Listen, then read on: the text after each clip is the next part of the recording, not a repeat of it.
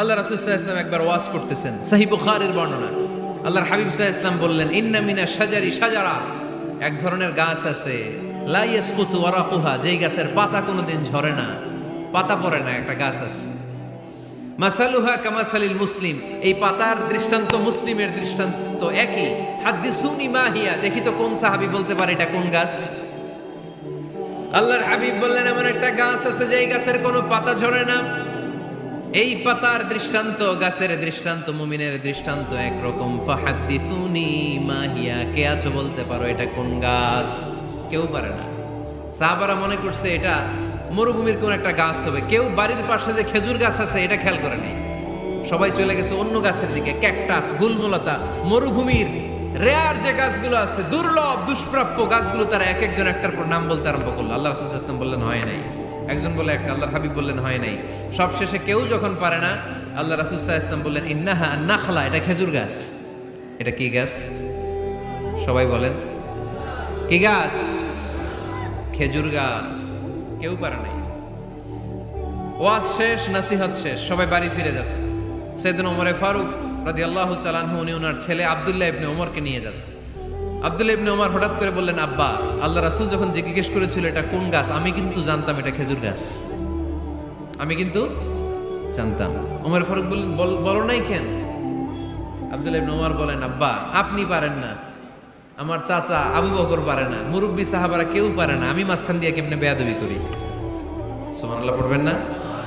ওমর ফারুক বললেন, বলো কি, তুমি যদি আজকে বিশ্বনবীর সামনে উত্তরটা দিতে পারতা, আমার ছেলে উত্তর দিতে পেরেছে, এটা জেনে আমার বুকটা এত বড় হয়ে যেত। ও আব্দুল্লাহ, কেন তুমি বললা না?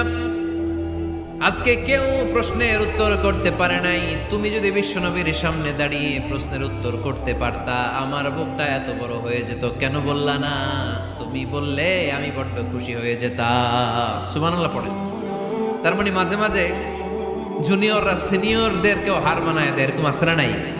এজন্য পরামর্শ করবেন, অবশ্যই পরামর্শ করবেন। সাইয়েদনা ওমর ফারুক যখন খলিফা, তিনি মুরব্বীদের মিটিংয়ে একটা ছোট্ট বাচ্চাকে রাখতেন, অল্প বয়স্ক এক সাহাবী, ওই সাহাবীর নাম আব্দুল্লাহ ইবনে আব্বাস রাদিয়াল্লাহু তাআলা। মুরব্বীরা মনে কষ্ট পেলেন, কিরে, এই ছেলের সমান নাতি আছে আমার ঘরে, আমার নাতি আছে, এই ছেলের সমান, এই ছেলেকে কেন রাখে? ওমর ফারুক বললেন, একদিন দেখাই দিব আপনাদেরকে কেন রাখি। ওমর ফারুক একদিন সবাইকে বললেন, ইদা জাআ নাসরুল্লাহি ওয়াল ফাতহ ওয়া রাআইতান নাস ইয়াদখুলুনা ফি দীনিল্লাহি আফওয়াজা। এটা কোন প্রেক্ষাপটে নাজিল হয়েছে আপনারা কে জানেন বলেন তো? এক সাহাবী বললে, এই সূরা দ্বারা বোঝানো হয়েছে আমাদের যখন বিজয় অর্জিত হবে তখন যেন আমরা বেশি বেশি আল্লাহর প্রশংসা করি। ওমর ফারুক বললেন, উত্তর হয় নাই। আরেক বয়স্ক সাহাবী বললেন, আমাদেরকে রব্বুল আলামিন বড় বড় শহর বিজয়ের ব্যাপারে আদেশ দিয়েছে, এই সূরা দ্বারা আমি এটা বুঝেছি। ওমর ফারুক বললেন, হয় নাই। কেউ যখন উত্তর করতে পারে না, ওমর ফারুক বললেন, ও আব্দুল্লাহ ইবনে আব্বাস, তুমি এই সূরার ব্যাপারে কি জানো? আব্দুল্লাহ ইবনে আব্বাস বলেন, হুয়া আজালু রাসূলিল্লাহ, এই সূরা দ্বারা বিশ্ব নবীর আগাম মৃত্যুকে বোঝানো হয়েছে। ইদা জাআ নাসরুল্লাহি ওয়াল ফাতহ, নবী হে, যখন বিজয় আসবে, আল্লাহর পক্ষ থেকে সাহায্য আসবে, ওয়া রাআইতান নাস ইয়াদখুলুনা ফি দীনিল্লাহি আফওয়াজা, আপনি দেখবেন দলে দলে বানের পানির মতো লোকজন কালিমার ছাতার নিচে প্রবেশ করতেছে। তো সবাই যখন কালিমা পড়ে মুসলমান হয়ে যাবে, সবাইকে মুসলমান বানানোই ছিল বিশ্বনবীর মিশন। মিশন যখন কমপ্লিট, নবী থাকার পৃথিবীতে আর দরকার নাই। এই সূরা দ্বারা আল্লাহ বুঝিয়েছেন বিশ্বনবী পৃথিবীতে আর বেশি দিন বেঁচে নাই। চিল্লায় বলেন ঠিক কিনা? ওমর ফারুক ডেকে বললেন, আব্দুল্লাহ, মারহাবা, মারহাবান বিকা ইয়া আব্দুল্লাহ ইবনে আব্বাস। ও আব্দুল্লাহ ইবনে আব্বাস, মাশাআল্লাহ তাবারাকাল্লাহ, কেউ সঠিক উত্তর না দিতে পারলেও তুমি সঠিক উত্তর দিয়েছো। তুমি এই সূরার ব্যাপারে যতটুকু জানো আমিও জানি ততটুকু, পড়েন সুবহানাল্লাহ। তুমি সঠিক উত্তর দিয়েছো। এই হাদিসগুলো প্রমাণ করে মাঝে মাঝে জুনিয়ররা সিনিয়রদেরকেও হারিয়ে দেয়। চিল্লায় বলেন ঠিক কিনা? এজন্য মাঝে মাঝে বাচ্চা ছেলেদেরও পরামর্শের দরকার আছে না নাই? ঘরে সুখ নাই, শান্তি নাই, কারণ পরামর্শ করেন না তো। আব্বা আম্মার পরামর্শ নেন, স্ত্রীদের পরামর্শ নেন, ছেলে মেয়েদের পরামর্শ নেন। গুরুত্বপূর্ণ সিদ্ধান্ত নেওয়ার আগে পরামর্শ করে সিদ্ধান্তগুলো নেওয়ার দরকার আছে না নাই? পরামর্শ করে ফ্যামিলি মিটিংয়ে যদি আমরা সিদ্ধান্ত নেই, ওই সিদ্ধান্তে বরকত দিবে কে? আওয়াজ করে বলেন, ওই ঘরটারে বরকতময় করে কে? কয়টা গেল? 7টা। 8 নাম্বার হচ্ছে, প্রত্যেকটা ঘরে এক একটা পারিবারিক পাঠাগার গড়া চাই, ফ্যামিলি লাইব্রেরি। কার কার ঘরে পারিবারিক পাঠাগার আছে দেখি সুজানগরে? মাশাআল্লাহ, মাশাআল্লাহ পড়েন, আওয়াজ করে পড়েন মারহাবা। যাদের ঘরে নাই তাদের ঘরে একটা পাঠাগারের দরকার আছে না নাই? একটা শোকেস বানাবেন, ওখানে ইসলামী বইগুলো রাখবেন, ইসলামী সাহিত্যগুলো রাখবেন, তাফসিরগুলো রাখবেন, হাদিসের বইগুলো রাখবেন। একটা পারিবারিক পাঠাগারের দরকার আছে না নাই? কোরআনের প্রথম আয়াত হয়েছে পড়ো। কোরআনের প্রথম আয়াত কি? আল কোরআনের প্রথম বাণী পড়ো, আল হাদিসে নবীর কথা পড়ো। আল কোরআনের প্রথম বাণী পড়ো, আল হাদিসে নবীর কথা পড়ো। পড়ে পড়ে শেখো, শিখে শিখে তুমি তোমার নিজের জীবন গড়ো। পড়েন আমিন। কোরআনের প্রথম কথা কি? ইকরা, পড়ো। কোরআনের প্রথম কথা কি? ইকরা বিসমি রাব্বিকাল্লাযী খালাক, খালাকাল ইনসানা মিন আলাক। اقرأ وربك الأكرم الذي علم بالقلم علم الإنسان ما لم يعلم। পড়েন সুবহানাল্লাহ। পড়ো তোমার প্রভুর নামে যিনি তোমায় শিখিয়েছেন। Read in the name of your Lord who has created। পড়ো, পড়ার কোনো বিকল্প নাই, আপনার পড়তেই হবে। বেঁচে আছেন পড়েন, সুস্থ তো পড়েন, অসুস্থ পড়েন, মরে যাচ্ছেন তখনও পড়েন, পড়তে পড়তে মরেন। ও মিয়া, মরার সময় পড়ার দরকার আছে না নাই? মরার সময় পড়বেন লা ইলাহা ইল্লাল্লাহ মুহাম্মাদুর। এটা না পড়লে হবে? তার মানে মরার সময়ও পড়তে হবে। চিল্লায় বলেন ঠিক কিনা? তাহলে সুখী, সমৃদ্ধ, আলোকিত একটা পরিবার গড়ার 8 নম্বর পয়েন্ট হচ্ছে একটা ফ্যামিলি লাইব্রেরি। প্রত্যেকটা ঘরে আমরা এই সিদ্ধান্ত যেন নেই যে আমাদের প্রত্যেকের ঘরে আমরা যেন ছোট্ট করে একটা পাঠাগার বানাই। ওখানে যেন বিভিন্ন ধরনের বই, বিভিন্ন ধরনের বইয়ের কালেকশন রাখি। বই কিনুন, বই পড়ুন, প্রিয়জনকে বই উপহার দিন। বই কিনে কেউ কোনোদিন দেউলিয়া হয় নাই, ঠিক কিনা? পড়তে রাজি আছেন তো? এই যে কোরআনের বঙ্গানুবাদ পাওয়া যায় না এখন, কথা বলেন। স্মার্টফোন আছে কার কার দেখি? হ্যাঁ, কারা কারা স্মার্ট দেখি? হাজার হাজার স্মার্ট, মাশাআল্লাহ। এই স্মার্টফোনের ভেতরে আল কোরআন নামে বাংলায় কোরআনের একটা অ্যাপস পাওয়া যায়, কথা বলেন। পাওয়া যায় কি যায় না? আজকে থেকে এই অ্যাপসটা ডাউনলোড করে প্রতিদিন 1 আয়াত 2 আয়াত 3 আয়াত করে পড়া শুরু করে দেন। বাঁচতে হলে পড়তে হবে, বাঁচতে হলে জানতে হবে, ঠিক কিনা? এই স্লোগান আমাদেরকে শিখায়। এই স্লোগান তো আল্লাহ, এই স্লোগান দিয়েই তো আল্লাহ কোরআন শুরু করছে।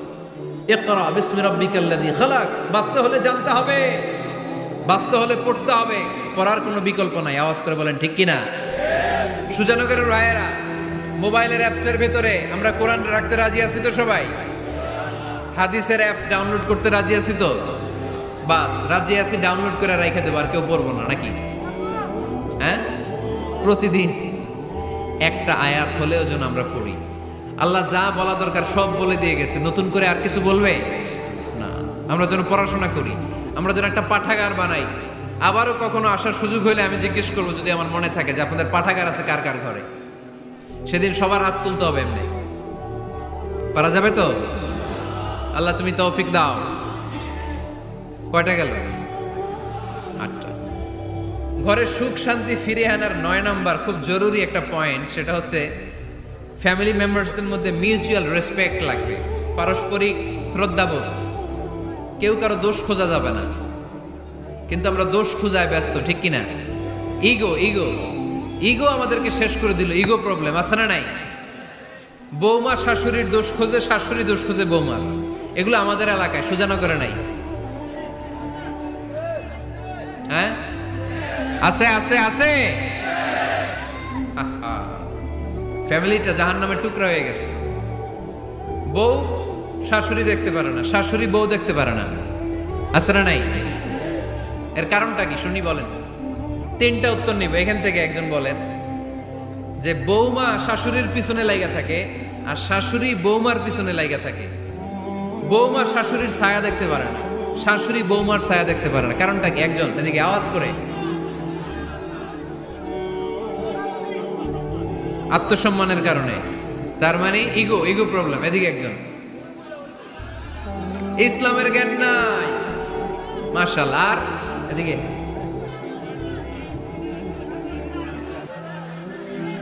স্টার জলসা পাওয়া গেছে। স্টার জলসায় যা দেখায় ওইটাই ঘরে চলে না।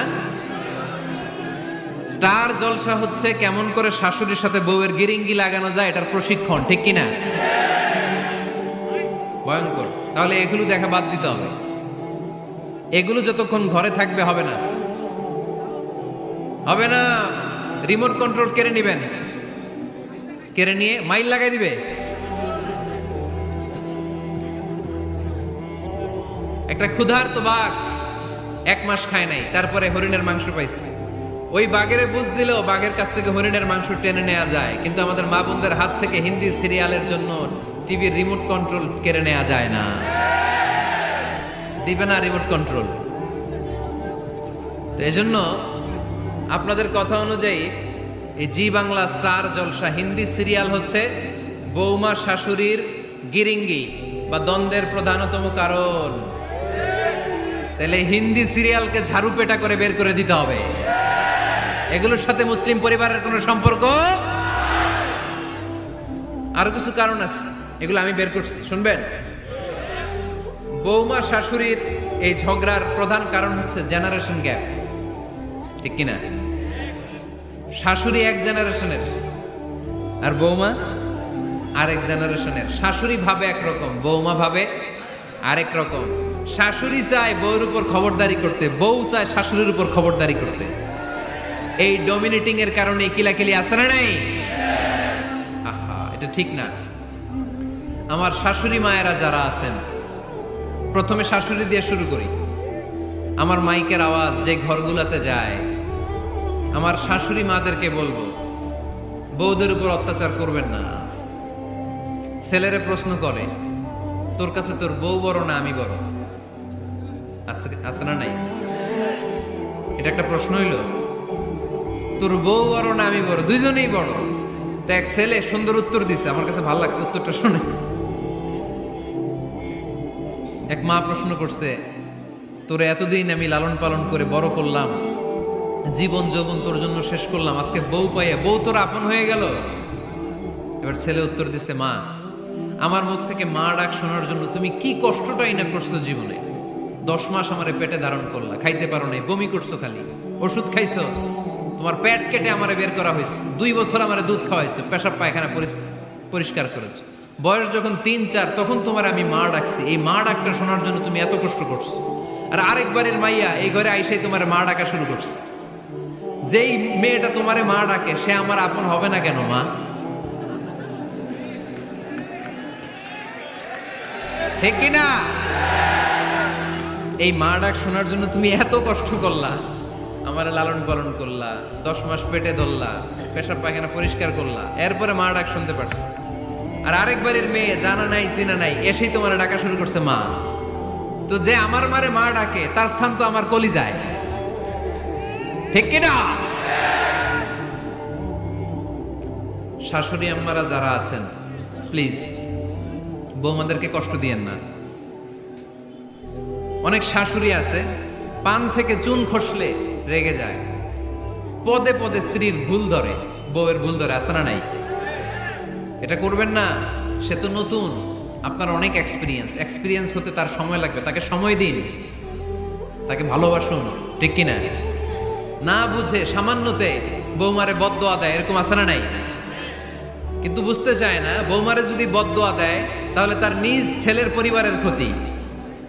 পেটে ধরা যে ছেলে, ছেলের পরিবারের কিন্তু ক্ষতি, তার আপন নাতি নাতনিদেরই ক্ষতি। আওয়াজ করে বলেন ঠিক কিনা? বৌমাকে বদদোয়া দিয়েন না। বৌমাকে নিজের মেয়ের মতো দেখবেন। সমাধান আমি দিচ্ছি। কেমন দেখতে হবে? নিজের মেয়ের মতো। নিজের মেয়ে সকালে ঘুম থেকে ওঠে 11টা, ওইটা সমস্যা নাই। বৌমা কেন উঠলো না, ওইখানেই ঝামেলা, আছে না নাই? মেহেরবানি করে আপনার বৌমাকে আপনার নিজের মেয়ের মতো দেখেন। নিজের মেয়ের যেমনি আদর করেন তাকেও অমনি আদর করেন। আপনার বৌমারে যদি আপনি কষ্ট দেন, মনে রাখবেন আপনার নিজের মেয়েটাও আরেকবারের বউ হয়ে কয়েকদিন পরে যাবে। আপনি যা যা করবেন আপনার মেয়েকেও তারা ওই রকম কষ্ট দিয়ে বাড়িতে ফিরিয়ে দিবে। চিল্লায় বলেন ঠিক কিনা? খবরদার, টিট ফর ট্যাট। ইট্টি মারলে পাটকেলটি খেতে হয়। এজন্য শাশুড়ি আম্মা জানারা যারা আছেন, বৌমার সাথে খারাপ আচরণ করবেন না মেহেরবানি করে। তাকে আপনি কষ্ট দিলে আপনার নিজের মেয়েটাও আরেক বাড়ির বৌমা হবে, সেও ওই বাড়িতে এই কষ্টগুলো ভোগ করবে। এগুলো যখন আপনি শুনবেন তখন আপনার চোখ দিয়ে পানি পড়বে কি পড়বে না? পড়বে। এবার আসেন বৌমার কথা বলি। বৌমা যারা আছেন মেহেরবানি করে, বৌমা যারা আছেন মেহেরবানি করে আপনার শাশুড়ি আম্মাকে নিজের মায়ের জায়গায় রাখবেন। আপনার বাড়ি ছেড়ে নতুন বাড়িতে আসছেন, তো এটাই তো আপনার বাড়ি। আপনার মা রেখে দিয়ে নতুন মা পাইছেন, এটাই তো আপনার মা। তো ওনাকে মায়ের জায়গায় বসাতে আপনার সমস্যাটা কোথায়? বৌমারা খেয়াল রাখবেন, আপনি আপনার শাশুড়ির সাথে যে আচরণটা করতেছেন, আপনার শেষ বয়সে আপনার ছেলের বিয়ে দেওয়ার পরে যেই বৌমাটা আসবে ওই আচরণই আপনাকে ফিরিয়ে দিবে। The nature has its own return. প্রকৃতির একটা মাইর আছে, এটা শেষ মাইর, এটা শেষ খেলা। প্রকৃতির খেলা বড় খেলা। আপনি আপনার শাশুড়ির সাথে যে আচরণ করবেন, আপনার শেষ বয়সে আপনিও একদিন শাশুড়ি হবেন, এটা মাথায় রাখবেন। ওই আচরণই আপনি ফিরে পাবেন। আওয়াজ করে বলতে হবে ঠিক কিনা? এজন্য 9 নম্বর পয়েন্টস হচ্ছে মিউচুয়াল রেসপেক্ট। সবাই যেন সবাইকে ভালোবাসি। দোষ ছাড়া মানুষ নাই, সবার দোষ আছে। আমরা যেন একে অন্যের দোষ না খুঁজি। বৌমারা, আপনাদের কেন যদি আমার মাইকের আওয়াজ যায়, অল্প কিছু টেকনিক অবলম্বন করলে আপনি আপনার শাশুড়ির মন জয় করতে পারবেন। শাশুড়িরা আসলে বেশি কিছু চায় না। আগের জামানার মানুষ তো, এদেরকে ওইভাবে হাত করতে হবে। মাঝে মাঝে একটু শাশুড়ির মাথায় তেল দিয়ে দেন, চুলে তেল দিয়ে দিবেন আর কি, মাঝে মাঝে চুল আশ্রয় দিবেন। এগুলো কিন্তু খুব পছন্দ করে শাশুড়িরা।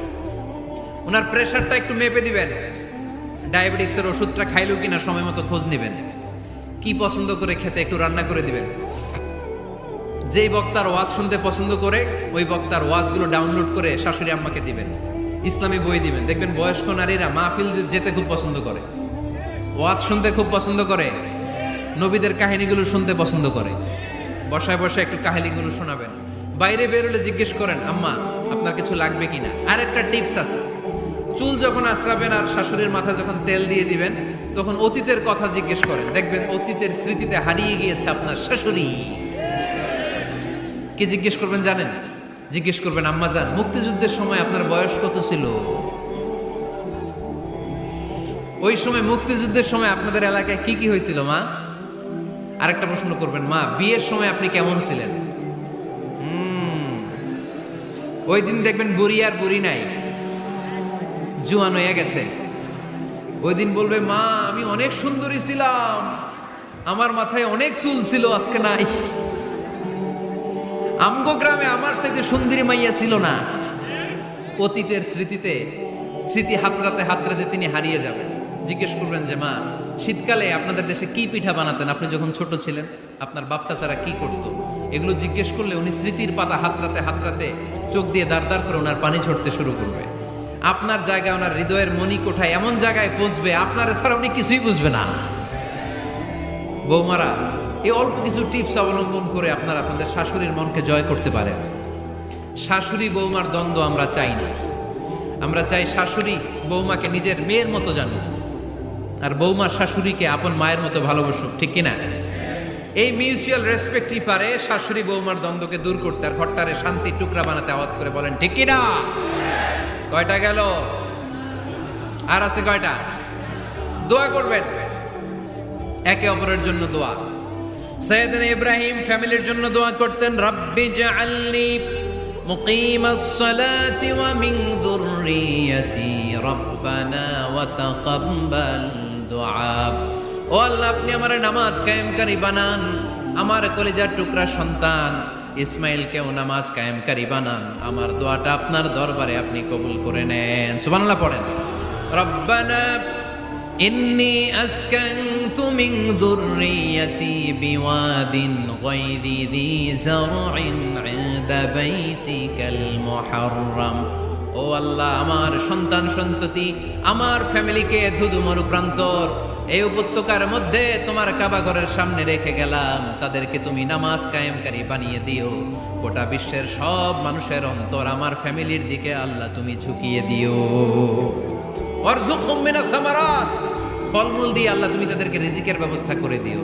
তার মানে সব নবীরা তাদের পরিবারের সদস্যদের জন্য দোয়া করতেন কি করতেন না?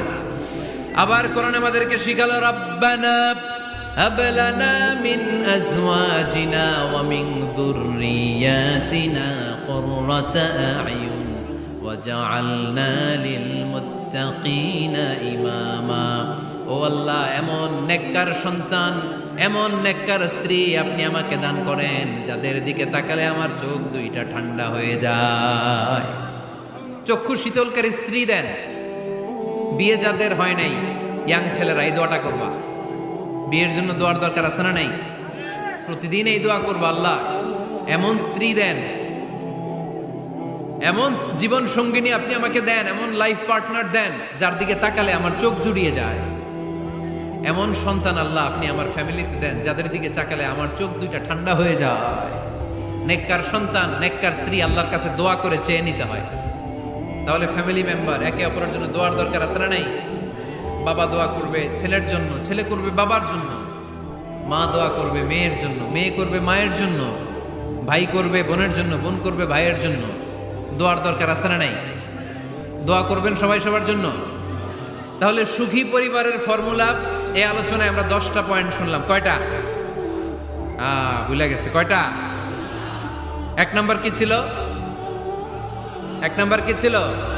সালাম সালাম হাজার সালাম সকল শহীদ স্মরণে, আমার হৃদয় রেখে যেতে চাই তাদের স্মৃতির চরণে। পড়েন আমিন।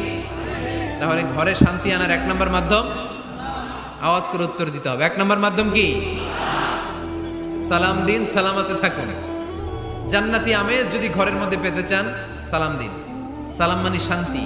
সালাম দেই না, এজন্য ঘরে শান্তিও নাই। 1 নম্বরে সালাম। 2 নম্বরে হচ্ছে মূর্তি টুর্তি ছবি এগুলো টাঙিয়ে রাখা যাবে, হিন্দি সিরিয়াল উলঙ্গ দৃশ্য এগুলো দেখা যাবে। তাহলে ঘরে শান্তি দিবে কে? 3 নাম্বার, ঘরে নামাজ পড়তে হবে মাঝে মাঝে। ফরজ নামাজ মসজিদে পড়ে ঘরে এসে সুন্নাহ নফলগুলো, অথবা তাহাজ্জুদের সময় জামাতে নামাজ। The family that prays together stays together. যে ফ্যামিলি একসাথে সালাত পড়ে ওই ফ্যামিলি ভাঙে না। ওই ফ্যামিলির পুরো সদস্যদের মধ্যে শান্তি সম্প্রীতি দিয়ে এই সমৃদ্ধি বাড়িয়ে দেয় কে? 4 নাম্বার, একসাথে খাবার খাবেন। 5 নাম্বার, একে অপরকে কোরআন তেলাওয়াত করে শোনাবেন। ফজরের পরটা যেন হয় কোরআনের সুমধুর ধ্বনি দিয়ে মুখরিত আমাদের ঘর। স্ত্রীর কোলে মাথা রেখে কোরআন তেলাওয়াত করবেন। মাসে একটা সূরা নির্ধারণ করে মুখস্থ এবং তাদাব্বুরে কোরআন বুঝবার চেষ্টা করবেন। 6 নাম্বার, বেড়াতে যাবেন। জাফলং, কক্সবাজার, হাকালুকি, হাওরে যেয়ে হারিয়ে যাবেন সবাই। 7 নাম্বারে, গুরুত্বপূর্ণ সিদ্ধান্ত নিতে ফ্যামিলি মিটিং করুন। সেক্ষেত্রে স্ত্রী, সন্তান সবার পরামর্শের মতামতের গুরুত্ব দিন। 8 নাম্বারে, পারিবারিক পাঠাগার গড়ে তুলুন, পড়ার অভ্যেস গড়ে তুলুন, নতুন নতুন বই কিনুন, বই মেলায় যান। সুজানগরে, সিলেটে, মৌলভীবাজারে কোনো বই মেলা হয় কখনো? ওখানে যাবেন, বই কিনেন, বই পড়েন, প্রিয়জনকে বই উপহার দিন। 9 নাম্বার, কেউ কারো দোষ খুঁজবেন না। একে অপরের দোষ না খুঁজে একে অপরকে ভালোবাসতে শিখুন। শাশুড়ি বৌমার যে দ্বন্দ্ব আর সংঘাত এগুলোর নিরসন হয়ে যাবে অচিরেই, ঠিক কিনা? 10 নম্বর পয়েন্ট হচ্ছে একে অপরের জন্য দোয়া করুন। সবাই সবার জন্য দোয়া করলে ঘরটারে সমৃদ্ধ করে দিবে কে? এজন্য আল্লাহ বললেন, ইয়া আইয়ুহাল্লাযীনা আমানু কু আনফুসাকুম ওয়া আহলিকুম নারা ওয়াকুদুহান নাসু ওয়াল হিজারা আলাইহা মালাইকাতুন গিলাদুন শিদাদুন লা ইয়াসুনাল্লাহা মা আমারাহুম ওয়া ইয়াফআলুনা মা ইউমারুন। সুবহানাল্লাহ পড়েন। ওহে বিশ্বাসীরা, নিজেরাও জাহান্নামের আগুন থেকে বাঁচো, পরিবারকেও জাহান্নামের আগুন থেকে বাঁচাও। আল্লাহ আমাদের নিজেদেরকেও বাঁচাও, পরিবারকেও জাহান্নামের আগুন থেকে বাঁচাও। আমরা পড়ি আমিন। আমাদের ফ্যামিলির সবাই আমরা দুনিয়াতে যেমনি একসাথে, জান্নাতেও যেন একসাথে থাকতে পারে। আল্লাহ তুমি তৌফিক দান করো।